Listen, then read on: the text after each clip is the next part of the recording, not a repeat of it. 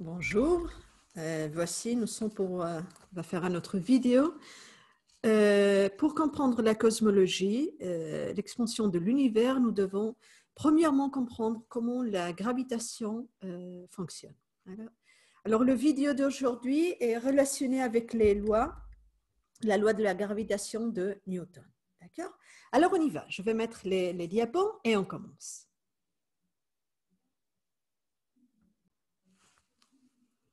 Bien, le vidéo d'aujourd'hui va être sur la loi de la gravitation de Newton. Je vous rappelle, je m'appelle Mariam Boukmadi Lopez, je fais de la recherche à Iker Basque et je suis prof à l'Université du Pays Basque, au nord de l'Espagne. Vous pouvez m'écrire à cet email-là, mariam.boukmadi@gmail.com, et vous pouvez me suivre dans YouTube, mariam.cosmologie, Facebook, Instagram, Twitter et aussi TikTok, avec le même nom, mariam.cosmologie. Alors, on y va avec le vidéo d'aujourd'hui, dans lequel je vais essayer d'expliquer la loi gravitationnelle de Newton. Mais avant ça, si vous me permettez, je vais faire quelques questions. Qu'est-ce que c'est, premièrement, la gravité? D'accord? Alors, comme nous voyons dans l'image, il y a une personne qui saute dans la neige et après, elle va se trouver de retour sur la Terre. La question dans ce cas est pourquoi lorsqu'on saute, on arrive à la fin se trouver toujours dans la Terre? Pourquoi est-ce qu'on ne vole pas vers le ciel, vers les nuages? La même chose, les dauphins que nous avons vus dans la première diapo du vidéo, nous voyons des dauphins, ils sautent et puis ils retournent à l'eau. D'accord? Ils tombent après, à la terre, dans ce cas, à la mer. D'autres exemples, lorsque nous voyons des fruits dans des arbres, par exemple des pommes, les pommes, à la fin, ils vont tomber, si on ne les prend pas avant, ils vont tomber sur le soleil. D'accord? Pourquoi est-ce qu'ils ne volent pas vers le ciel? Oui? Ben ça, ce sont des questions qu'on va répondre dans ce vidéo. Si, comme j'écris là-bas, on découvre la réponse à ces questions, alors on va être capable de comprendre les mouvements des planètes. D'accord? Et ça, c'est le premier pas pour comprendre le cosmos, la cosmologie à la fin. Newton a été très important à son regard à répondre à ces questions. Pourquoi est-ce que les choses, par attraction gravitationnelle, elles tombent? Qui était Newton? Newton était un Anglais. Il est né le 25 décembre 1642 et il est mort le 20 mars 1726. Comme je dis, c'était un Anglais, il était un mathématicien, il faisait aussi de la physique, il a été très très important pour la physique et aussi de l'astronomie et d'autres choses. Okay? Mais pour ce vidéo, la partie importante, c'est les maths et la physique qu'il a fait. Les maths, essentiellement, il a découvert ce qu'on appelle aujourd'hui le calculus. D'accord? Il y avait à l'époque aussi un Allemand, Leibniz, qui a été aussi très important pour le calculus. Et puis, pour la physique, ici, on va se concentrer en 2 points. Les lois des mouvements qu'il a formulées et aussi la loi gravitationnelle qu'il a formulée. Il a aussi contribué à d'autres domaines de la physique, par exemple l'optique. Mais ici, je ne vais pas parler de ses découvertes dans ce domaine-là. Il est aussi l'auteur, il a écrit un livre très important, Les principes mathématiques de la philosophie naturelle, qui a été publié en 1687. Eh bien, il a formulé ce qu'on connaît pas comme les lois de mouvement, que je vais t'expliquer dans un instant, dans la prochaine diapo. Et il a aussi découvert ce qu'on connaît aujourd'hui comme la loi de la gravitation. Et cette loi de la gravitation, elle peut, par exemple, expliquer les lois de Kepler que nous avons vues dans le vidéo de janvier. Ces lois, les lois de Kepler, elles sont des lois phénoménologiques. Dans le cas de Newton, ce qu'il nous a apporté, ce sont des principes à partir desquels, en décrivant la dynamique d'un système, nous pouvons trouver des lois empiriques, comme c'est le cas des lois de Kepler. La loi de la gravitation, elle peut aussi expliquer les marées et aussi la précision des équinoxes. Bien, nous savons que la Terre tourne autour d'un axe et pour compléter ce tour, elle a besoin de 24 heures. Okay? C'est pour cela que nous avons l'effet de le jour et la nuit. Mais cet axe, il fait aussi une rotation qui est très, très long. Pour compléter un tour complet, la rotation de l'axe, pas de la Terre, il prend plus ou moins 26 000 ans. D'accord?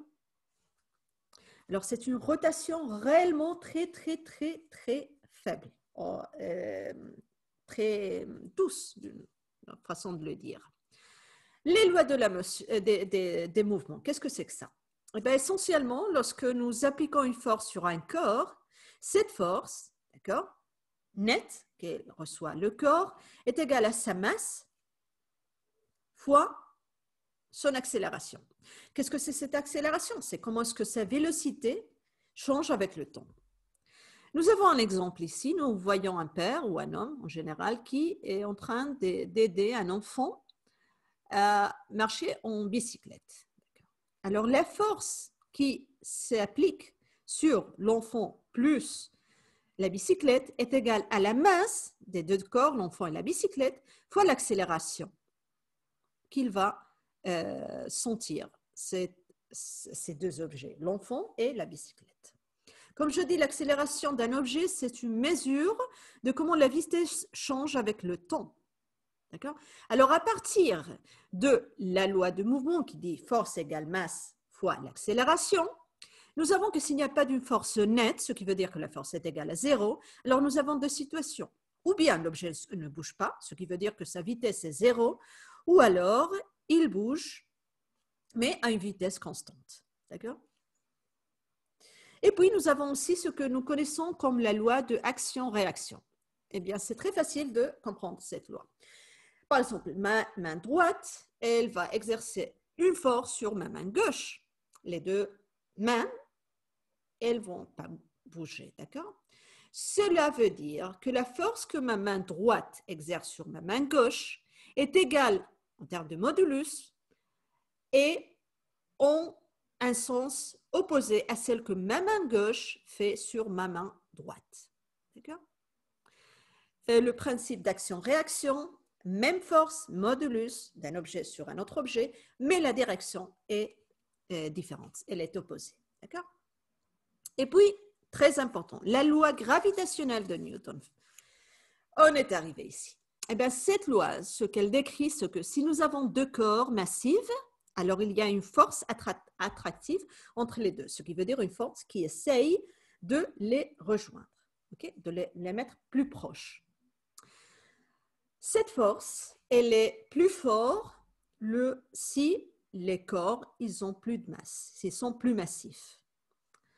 Et elle est plus faible si ces corps ils sont plus loin. En effet, la force va comme l'inverse du carré de la distance entre ces deux corps. Et elle est plus forte s'ils sont plus massifs parce que la force est proportionnelle au le produit des masses de ces deux corps. Okay? Bien, si nous combinons les lois de mouvement avec les lois de la gravitation, alors on arrive aux lois de Kepler. Bien, ici j'ai mis une loi, mais à vrai dire, il y a 3 lois.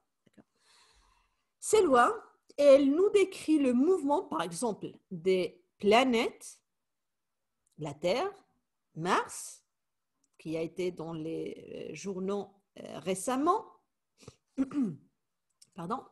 Alors, elle décrit les planètes, comme je dis, la Terre, Mars, qui orbitent autour d'une étoile, dans ce cas le Soleil, et nous savons que cette orbite, elle va être elliptique. Ça, c'est une conclusion des lois de la gravité plus les lois du mouvement de Newton. Puis, on peut déduire la 3e loi de Kepler, qui essentiellement nous dit, si nous connaissons le période, ce qui veut dire le temps qui va mettre la planète à faire l'ellipse complet, et nous connaissons la distance moyenne de ce planète à l'étoile, alors nous pouvons déduire la masse de l'étoile. D'accord? Ça, c'est essentiellement ce qui nous dit la troisième loi de Kepler. Et à travers de la loi de la gravité et la loi du mouvement, nous savons qu'il y a une relation entre le période et la distance de l'étoile à la planète, une relation qui, essentiellement, le carré de période divisé par le cube de la distance moyenne de l'étoile à la planète est inversement proportionnel à la masse de l'étoile. Ce que je viens de dire s'applique aussi au système solaire qui tourne autour du centre de la galaxie. D'accord ? C'est la même chose, c'est la même physique. Le système solaire fait des ellipses autour du centre de la galaxie. Okay, c'est ce que j'ai écrit là-bas. Et finalement, c'est précisément ça, ce que Guess, qui a gagné le premier Nobel l'année dernière avec d'autres deux collègues, c'est précisément ça, cette physique, qu'elle et son équipe ont utilisé pour mesurer la rotation d'une étoile qui se trouve très proche du centre de la galaxie. Le centre de la galaxie, elle se connaît comme Sagittarius à étoile. Et ce qu'ils ont fait, c'est de mesurer l'ellipse orbitale, le temps qu'il prend l'étoile S2 qui se trouve proche de Sagittarius à étoile. Et en savant la distance de S2 à Sagittarius à étoile, qui est le centre de la Voie lactée, ils ont pu conclure la masse de Sagittarius à étoile. C'est très massif et il est aussi massif qu'il doit être un trou noir, un supermassive black hole, un trou noir très, très massif. D'accord? Alors, essentiellement, ça, c'était le vidéo d'aujourd'hui. Je voulais expliquer les lois de la gravitation. Deux corps massifs, ils vont sentir toujours une attraction mutuelle. Les lois de la gravité plus les lois du mouvement, elles peuvent expliquer les mouvements planétaires et aussi le mouvement du système solaire autour du centre de la galaxie.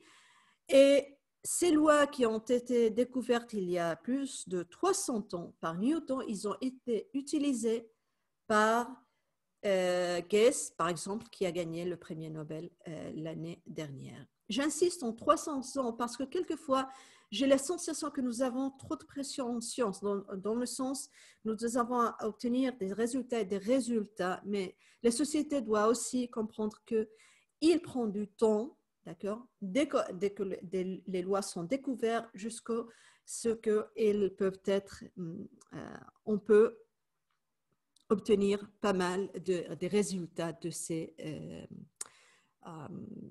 lois. D'accord? Eh bien, si vous avez, j'espère que vous avez appris quelque chose de nouvel avec ce vidéo. Si vous avez aimé le vidéo, s'il vous plaît, si vous pouvez mettre un like. Et comme j'ai dit, vous pouvez m'écrire à l'email que j'ai dans la deuxième diapo.